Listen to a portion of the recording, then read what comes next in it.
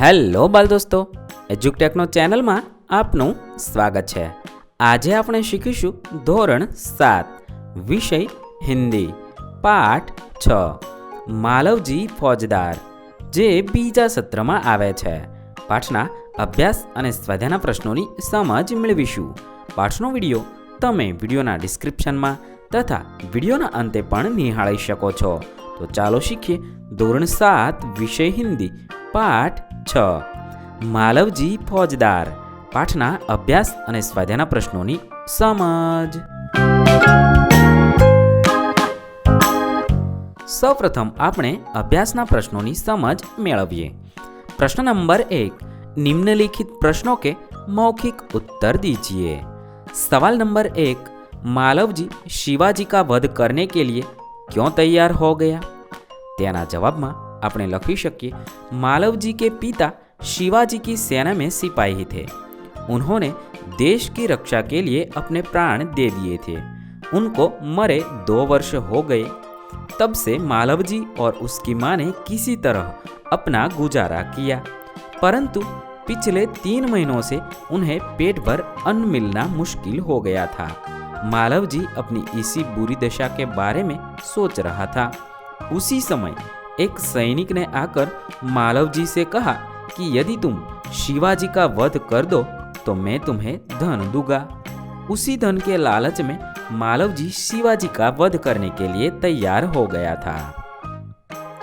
सवाल नंबर 2, अपनी हत्या के बारे में शिवाजी ने कौन कौन सी शंकाएं व्यक्त की?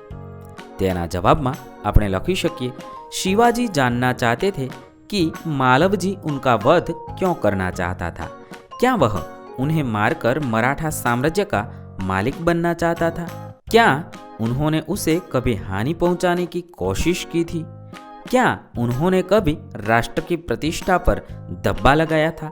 इस प्रकार अपनी हत्या के बारे में शिवाजी ने भिन्न भिन्न शंकाएं व्यक्त की थी। सवाल नंबर 3, तुम इस एकांकी को और कौन सा शीर्षक देना चाहोगे? एटले के आपेला आ पाठ ने तमे बीजू कोई शीर्षक देवा मागो छो तो ते तमारे अहींया लखवानुं छे। तेना जवाब में आपणे लखी शकीए, मैं इस एकांकी को शिवाजी की क्षमाशीलता शीर्षक देना चाहता हूँ। जो तमे कोई आवुं बीजू शीर्षक एटले के तेनुं नाम आपवा मागता होय तो तमारे अहींया लखवानुं छे। सवाल नंबर 4, शिवाजी बालक को सेना में क्यों भर्ती करना चाहते थे? तेना जवाब में आपणे लखी शकीए, बालक अपनी चाल ढाल और बातों से वीरपुत्र और सत्यवादी लगता था। वह बहुत निडर था, उसमें वीरता फूट फूट कर भरी थी। वह अपनी माता का भक्त था। शिवाजी को विश्वास हो गया कि मातृभूमि की सेवा में यह बालक कोई कसर नहीं रखेगा। बालक के ऐसे ही गुणों से प्रभावित होकर शिवाजी उसे अपनी सेना में भर्ती करना चाहते थे। सवाल नंबर 5, बालक अपनी माँ का पालन पोषण करने की जिम्मेदारी शिवाजी को क्यों सौंपता है? तेना जवाब में आपने लखी शकीए, शिवाजी ने दिखावटी क्रोध कर बालक को जेल खाने में बंद करने का आदेश दिया था। उन्होंने अगले दिन उसे मृत्युदंड देने की बात की थी। बालक यही समझता था कि उसके अपराध के लिए शिवाजी उसे मृत्युदंड अवश्य देंगे। उसकी मृत्यु के बाद उसकी माँ अकेली और बेसहारा हो जाएगी, इसीलिए वह अपनी माँ का पालन पोषण करने की जिम्मेदारी शिवाजी को सौंपता है। हवे प्रश्न नंबर 2, अंदाज अपना अपना एटले के तमारा विचारों मुजब अहींया तमारे आपेला प्रश्नों जवाब लखवानो छे। सवाल नंबर 1, देश की रक्षा के लिए लड़ने वाला सैनिक युद्ध में आहत हुआ है। वह अंतिम सांसें ले रहा है। वह क्या सोचता होगा बताइए। एटले के देशनी रक्षा माटे लड़वा वाळो सैनिक युद्ध में जख्मी थई गयो छे। ते मृत्यु माटे छेल्ला श्वास लई रह्यो छे, तो ते शुं विचारतो हशे ते तमारे लखवानुं छे। हूँ अहीं मारा विचार लखुं छुं, तमारे तमारा विचार लखवाना छे। देश की रक्षा के लिए युद्ध में घायल होकर अंतिम सांसें लेता हुआ सैनिक अपने आप को धन्य मानता होगा कि उसका जीवन देश के लिए काम आया। साथ ही उसे अपने परिवार का भी ख्याल आया होगा। वह सोचता होगा कि उसके शहीद हो जाने के बाद पता नहीं उसके बूढ़े माता पिता, पत्नी और बच्चों की क्या दशा होगी, सरकार उनकी मदद करेगी या नहीं। આવી રીતે વિચારીને તમારે જવાબ લખવાનો છે। હવે પ્રશ્ન નંબર 3, नीचे दिए गए शब्द इकाई के जिन जिन वाक्यों में प्रयोग हुआ हो उन वाक्यों को पढ़िए। એટલે કે અહીં આપેલા 10 શબ્દ તમારા પાઠની અંદર જે જગ્યાએ આપેલા શબ્દનો ઉપયોગ થયો હોય તે વાક્ય તમારે વાંચવાના છે અને અહીંયા લખવાના છે। એક દ્રષ્ટિ, આપેલા શબ્દનો ઉપયોગ થયેલું હોય તેવું વાક્ય છે, शिवाजी प्रेम भरी दृष्टि से तानाजी की ओर देखते हैं। 2 सत्यवादी, તે શબ્દનો ઉપયોગ કરીને વાક્ય લખાયેલું છે, तुम वीर पुत्र हो, सत्यवादी हो। 3 प्रतिष्ठा, આપેલા શબ્દનો ઉપયોગ કરીને વાક્ય લખેલું છે, क्या मैंने कभी राष्ट्र की प्रतिष्ठा पर धब्बा लगाया है। 4 न्योछावर, આપેલા શબ્દને આધારે વાક્ય લખેલું છે, उन्होंने देश की रक्षा के लिए अपने प्राण न्योछावर कर दिए। 5 दर्शन, આપેલા શબ્દનો ઉપયોગ કરીને વાક્ય લખાયેલું છે, मरने से पहले मैं अपनी पूजनीय माता के एक बार दर्शन करना चाहता हूँ। 6 झूठ, તે શબ્દનો ઉપયોગ કરીને વાક્ય લખાયું છે, झूठ बोलकर मृत्यु से बचना नहीं चाहता। 7 विश्वास, તે શબ્દનો ઉપયોગ થઈને વાક્ય બન્યું છે, मेरा विश्वास है कि मातृभूमि की सेवा में यह बालक कोई कसर नहीं रखेगा। 8 मुग्ध, તે શબ્દનો ઉપયોગ કરી અને વાક્ય બન્યું છે, मैं तो इसकी वीरता और साहस पर मुग्ध हूँ। 9 चिंता, તે શબ્દનો ઉપયોગ કરીને વાક્ય બન્યું છે, रात दिन मैं इसी चिंता में रहता हूँ कि किस प्रकार भारत माता का दुख दूर करूं। 10 हटूंगा, તે શબ્દનો ઉપયોગ કરીને વાક્ય લખાયું છે, मैं कभी मातृभूमि की सेवा से पीछे न हटूंगा। આવી રીતે આપણે આપેલા શબ્દનો ઉપયોગ થઈને ક્યાં ક્યાં વાક્ય લખેલા છે તે પાઠમાંથી શોધી અને લખવાના છે। હવે પ્રશ્ન નંબર 4, इस एकांकी का नाट्यकरण कीजिए।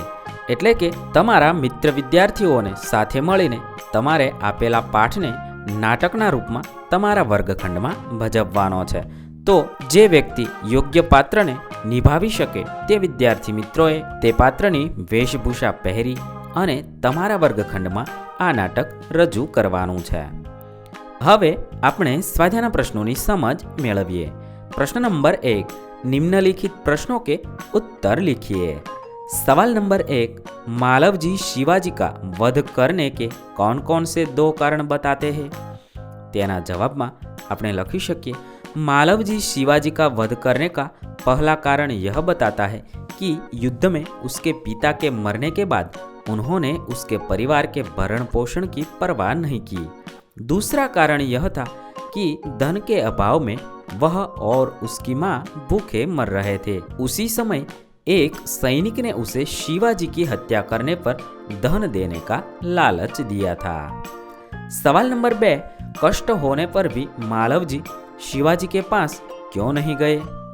तेना जवाब में अपने लखीशु, मालव जी के पिता शिवाजी की सेना में सिपाही थे। युद्ध में लड़ते हुए उनकी मृत्यु हो गई। मालव जी मानते थे कि जिस वीर सैनिक ने देश की रक्षा के लिए अपने प्राण दिए उसके परिवार की चिंता करना शिवाजी का कर्तव्य था। यही सोचकर कष्ट होने पर भी मालव जी शिवाजी के पास नहीं गए थे। सवाल नंबर 3, मृत्युदंड के पहले बालक ने कौन सी भीख मांगी। तेना जवाब में अपने लखीशु, मृत्युदंड के पहले बालक ने अपनी पूजनीय माता के दर्शन करने की शिवाजी से भीख मांगी। सवाल नंबर 4, शिवाजी बालक की परीक्षा लेने के बाद क्या करना चाहते थे। तेना जवाब में अपने लखीशु, शिवाजी बालक की परीक्षा लेने के बाद उसे मृत्युदंड से मुक्त कर अपनी सेना में भर्ती करना चाहते थे। हवे प्रश्न नंबर 2, निम्नलिखित उक्ति कौन किसे कहता है लिखिए। એટલે કે આપેલું વાક્ય કોણ કોને કહે છે તે લખવાનું છે। 1, जब तुम्हें इतना कष्ट था तब तुम मेरे पास क्यों नहीं आए। आपेलू वाक्य शिवाजी मालवजी से कहते हैं। 2. मरने से पहले अपनी पूजनीय माता का एक बार दर्शन करना चाहता हूँ। आपेलू वाक्य मालवजी शिवाजी से कहते हैं। 3. मैं तो इसकी वीरता और साहस पर मुग्ध हूँ। आपेलू वाक्य तानाजी शिवाजी से कहते हैं। 4. तुम्हारे ही जैसे सेना नायकों पर भारत माता गर्व करती है। आपेल वाक्य शिवाजी तानाजी से कहते हैं। 5. महाराज, एक बालक आपसे मिलना चाहता है। आपेल वाक्य दरबान शिवाजी से कहता है। 6. मैं तुमसे यही आशा करता हूँ। आपेल वाक्य शिवाजी मालवजी से कहते हैं। 7. महाराज, यह शरीर आपका है। आपेल वाक्य मालवजी शिवाजी से कहता है। હવે પ્રશ્ન નંબર 3, નિમ્નલિખિત પરિચ્છેદ કા માતૃભાષા में अनुवाद कीजिए। અહીં એક ફકરો આપેલો છે। આ ફકરાનું તમારે માતૃભાષામાં એટલે કે ગુજરાતી ભાષામાં અનુવાદ કરી અને લખવાનો છે। આ ફકરાનું ગુજરાતી આ મુજબ લખી શકાય। પુત્ર, જે રીતે તું તારી માતાના દુઃખથી દુઃખી થઈને વ્યાકુળ થઈ રહ્યો છે તેવી રીતે હું પણ દુઃખી છું। રાત દિવસ હું એ જ ચિંતામાં રહું છું કે કેવી રીતે હું ભારત માતાના દુઃખ દૂર કરું। મહારાજ, આ શરીર તમારું છે। હું પ્રતિજ્ઞા કરું છું કે જ્યાં સુધી આ શરીરમાં પ્રાણ છે હું કદી માતૃભૂમિની સેવામાં પાછો પડીશ નહીં। આવી રીતે આપણે આપેલા ફકરાનું ભાષાંતર કરી અને અહીંયા લખીશું। હવે પ્રશ્ન નંબર 4, उदाहरण के आधारित नीचे दिए गए शब्दों को उचित क्रम में रखकर अर्थपूर्ण वाक्य बनाइए। એટલે કે અહીં ઉદાહરણમાં કેટલાક શબ્દ આડા આવડા આપેલા છે તેને યોગ્ય ક્રમમાં ગોઠવી અને વાક્ય બનાવેલું છે। બાપુ अपना काम छोड़कर आटा पीसने लगे। એવી રીતે આપણે નીચેના વાક્યમાં આડા આવડા શબ્દોને યોગ્ય ક્રમમાં ગોઠવી અને વાક્ય બનાવીશું। 1. આપેલા શબ્દોને ક્રમમાં ગોઠવી અને વાક્ય બનશે शिवाजी उसकी ओर प्रेम दृष्टि से देखते रहे। 2. આપેલા શબ્દોને યોગ્ય ક્રમમાં ગોઠવી અને વાક્ય બનાવી શકાય। जो बात सत्य है उसे मैं अवश्य बता दूंगा। 3. આપેલા શબ્દોને યોગ્ય ક્રમમાં ગોઠવી અને વાક્ય બનાવીશું फिर तुम्हारे मन में क्या बात थी। 4. આપેલા શબ્દોને યોગ્ય ક્રમમાં ગોઠવી અને વાક્ય બનાવીશું उन्होंने देश की रक्षा के लिए अपने प्राण न्योछावर कर दिए। આવી રીતે આપણે આપેલા શબ્દોને યોગ્ય ક્રમમાં ગોઠવી અને વાક્ય બનાવીશું। હવે પ્રશ્ન નંબર 5, निम्नलिखित वाक्यों में से विशेषण छांटकर उनके भेद लिखिए। અહીંયા છે આપેલા શબ્દોમાંથી વિશેષણ શોધવાનું છે અને તેનો ભેદ લખવાનો છે। 1. परिश्रमी छात्र कभी असफल नहीं होते। આપેલા શબ્દમાં પરિશ્રમી એ શબ્દ વિશેષણ છે અને તે ગુણવાચક વિશેષણ છે। 2. અબ્દુલ 20 કિલો આટા લાયા। આપેલા વાક્યમાં 20 કિલો એ વિશેષણ છે અને તે પરિમાણવાચક વિશેષણ છે। 3. રામને 5 મીટર કપડાં ખરીદા। આપેલા વાક્યમાં 5 મીટર તે વિશેષણ છે અને તે પરિમાણવાચક વિશેષણ છે। 4. 25 છાત્રોને સહી ઉત્તર દિએ। આપેલા વાક્યમાં 25 અને સહી એ બંને શબ્દ વિશેષણ છે। 25 છે તે સંખ્યાવાચક વિશેષણ છે અને સહી છે તે ગુણવાચક વિશેષણ છે। 5. दीपावली पर हमने बहुत मिठाई खरीदी। આપેલા શબ્દમાં बहुत એ વિશેષણ છે અને તે પરિમાણવાચક વિશેષણ છે। 6. રેશમા के पास 3 किताबें है। આપેલા વાક્યમાં 3 શબ્દ તે વિશેષણ છે અને 3 એ સંખ્યાવાચક વિશેષણ છે। 7. कुछ लड़के बगीचे में खेल रहे थे। આપેલા વાક્યમાં कुछ તે શબ્દ વિશેષણ છે અને તે અનિશ્ચિત સંખ્યાવાચક વિશેષણ છે। 8. माँ ने चाय में थोड़ा दूध डाला। આપેલા વાક્યમાં થોડા એ શબ્દ વિશેષણ છે અને તે પરિમાણવાચક વિશેષણ છે। 9. वे लड़के शोर मचा रहे थे।